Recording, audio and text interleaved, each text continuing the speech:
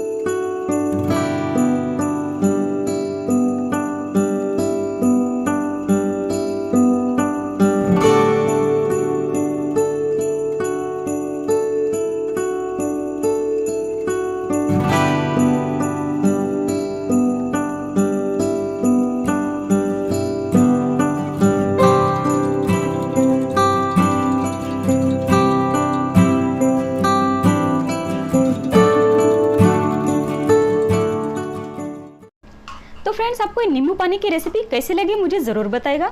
अगर आपको मेरी रेसिपी दिल से अच्छी लगी हो तो मेरे चैनल प्लीज़ लाइक, शेयर और सब्सक्राइब कीजिएगा।